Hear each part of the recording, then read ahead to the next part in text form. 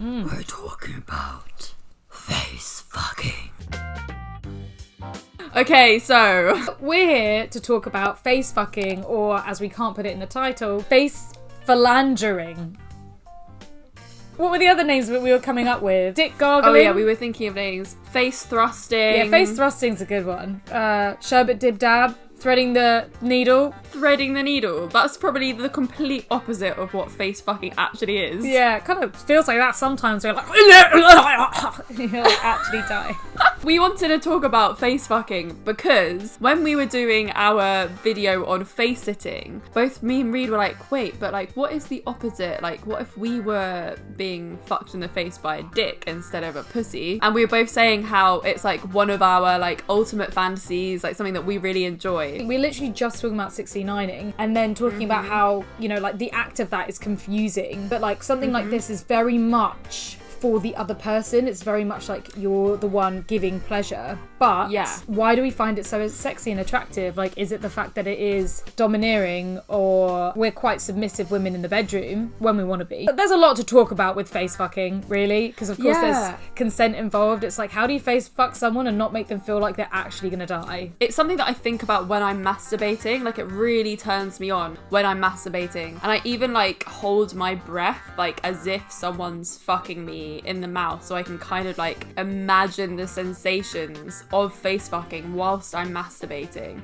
And it's something that I've done for like quite a long time as well. Like when I was with my ex, I used to like masturbate about him face fucking me, and we did do it sometimes, but it wasn't like a regular occurrence. But to me, it's a lot hotter in fantasy than it is in real life, although I do enjoy it in real life. But like when I'm masturbating, it's like, yes. Yeah, see, I'm not there. I don't think I've ever masturbated over someone face fucking me. I've just enjoyed it in the moment. But it's also, it's still quite a terrifying process unless you have that person that you trust and you know, and you have your signals and you have communicated about it. I love the idea of being like up against a wall and literally being face fucked. That's hot. You know, there's a lot that needs to be taken into account of, again, like it's like BDSM safety. It's like any kind of communication, because you can't actively say like, oh, whoa, a second, can we hold the phone? You have to be very aware, you know, what the person's limits are, the person you're face fucking, and if they want to stop, if they want to slow down, if they want to breathe, then like a tapping system is also really good for that kind of thing. I used to do a lot of face fucking with my ex, and it can be really, really fun. Like, it is sexy, and I've just started doing it with my boyfriend now, Thomas, because it was something we both really never really dabbled with. And then the other day when we were in bed, he was like jokingly putting his flaccid penis in my mouth as like a joke, and then it kind of like got a little bit hot and heavy, and then he got excited and then I got excited, and he was actually quite nervous, like even though obviously we've been together for a long time. He did it a little bit and I was like, oh no, you can do it harder, you can keep going. He was like, really, are you sure? And so we did it for a little bit more and a little bit harder, and he was like, wow, that was actually really fucking amazing. And then this is turning me on. And then I really liked it, and it was something that was like, we need to do that more often because that was good. But I've definitely had it the opposite situation where I'd been face fucked and I've not felt safe and I've not felt comfortable and I've not enjoyed it. It definitely comes with like a lot of trust. It's the same as face sitting, really. Like it's an act that like is playing with asphyxiation, like in a way. Like it's breath play. You're restricting that person's breath, and it is like obviously a little bit dangerous. So there always has to be consent involved, and always has to be a conversation. Like, is it okay if I do this? Like, can I go harder? Like, you need to communicate, because if you're not communicating, it could go so wrong. So wrong. Yeah, you could probably traumatize someone,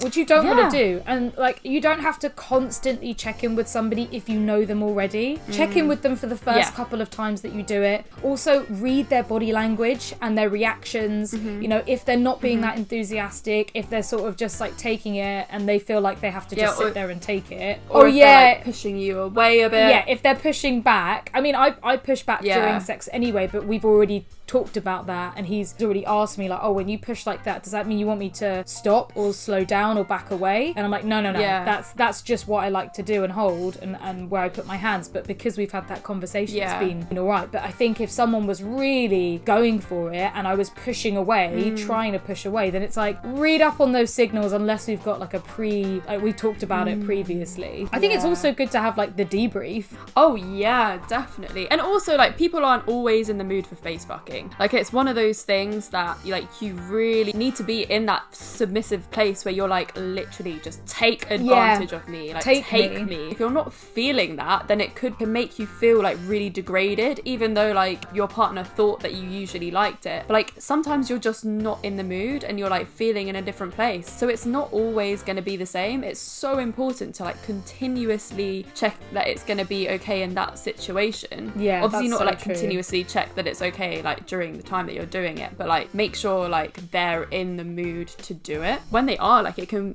be so fun and like such a, it's almost like a trust exercise. Yeah, it's proper intimate because like really it is a lot of intimate. trust. And depending on how you do it, like you can do face fucking up against a wall, in your bed, lying down. I've done it where I've laid on the bed before and had my head hung off the bed, and it's been like an upside down throat fuck.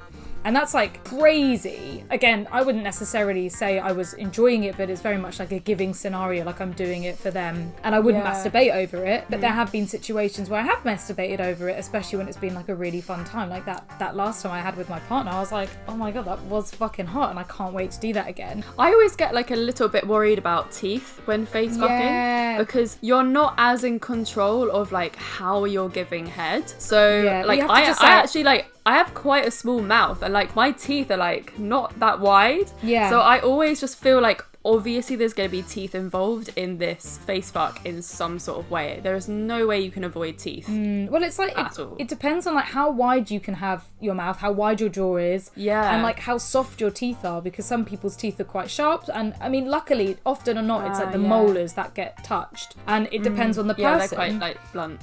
Yeah, like some people enjoy teeth. Like my partner has enjoyed teeth in the past. You know, obviously communicating soft play. I almost feel like that's part of it though. That's part of feeling the mouth and the throat. And there's only so much you can do and hold your throat open. It's like gagging as well. Like I'm such a gagger, and it's whether or not you enjoy that or you don't. Also with face fucking, like your body is going to be doing things to kind of counteract what's happening. Yeah. Like your reaction is going to be like, you're not have a relaxed mouth. To gag. You're gonna be like to get them away. Your throat's gonna be rejecting whatever's going down it. So you will be gagging and retching, and there'll be saliva everywhere because it's like the thick, like creamy mouth like saliva. Drooling. And like again, some people find gagging really hot. That's like part of the fantasy. That's what they enjoy. Yeah, I mean, I really enjoy gagging. I've had partners that enjoy gagging, but my partner now has never been into gagging. And obviously that was something that we learned from porn, that like in porn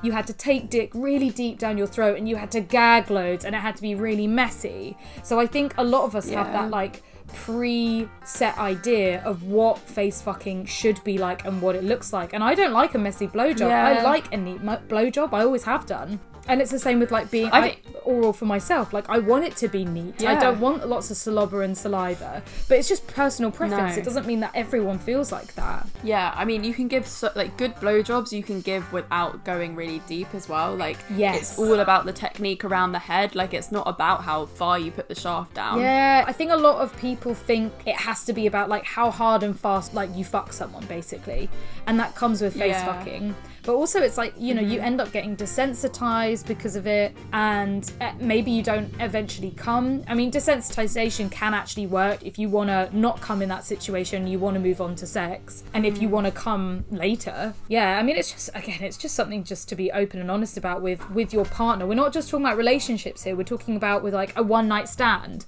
with like someone that you're just seeing casually. Everybody you fuck, you should have that conversation with and be like, oh, like, hey, do you mind if I do this? Do you like it when I do that? Or like after the situation, what did you think of that? Like, I noticed you kind of went a bit quiet here, was that okay? Or like, oh wow, you were so loud, did you enjoy that? You know, asking them outright without any shame is just so sexy. Yeah, it's all about communication and consent when it comes to acts like this especially. But yeah, consent is sexy. It is sexy. I think that's like so hot. If I was like gonna fuck some guy, like or fuck some girl randomly, and she was like, hey, are you okay if I do this, this and this to you? And I'm like, Oh my god, yes. Oh my god, that would turn me on so much. Yeah, literally, like, wet everywhere. I'd be like, well, okay, is it okay if you do this, Gushing. this, and this to me? Or if I do this, this, and this to you? Like, what are your do's and don'ts? Have you tried this? Shall we try it together? I love talking Oh my about God. sex during. Mate, we need to get laid. Yeah, like, I want sex right now. Yeah. You've got, like, swim head where you're like, sex head. I'm like, Anyway, what do you guys think of face fucking? Is it something that you actively look out for in a person, or is it something that you'd like actually avoid? And if so, why? yeah. Tell us in the comments below. We would love to hear from you. do it. And as always, remember to give this video a huge thumbs up. And subscribe to our YouTube channel if you haven't already. I don't know what you're doing if you haven't done that already. Am I drunk?